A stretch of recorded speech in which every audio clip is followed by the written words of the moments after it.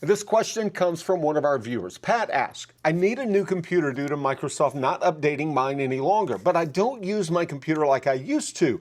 I'm wondering if the new iPad will work just as well as a computer. Good question, great point. We don't use our computers like we did the last time we bought one. So could an iPad do everything we need it to do? Well, maybe, or maybe it's something else.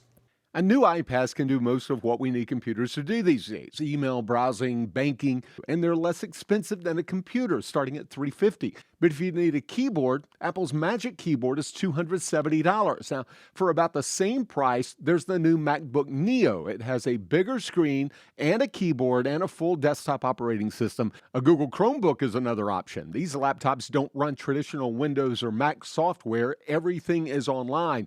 If you primarily use a computer for streaming, daily tasks, web browsing, a Chromebook can do it, save you several $100. So why even get a laptop or desktop today? They're still the best choice if you're running a business, managing spreadsheets, playing video games, or using specialized software. If you prefer Windows, go with a laptop or desktop. But if price is your biggest concern, a basic iPad is $350. Add Apple's Magic Keyboard, and you're at around $620. The new MacBook Neo starts at $600. Chromebooks are $300 to $600, and basic PC laptops and desktops usually start at around $700.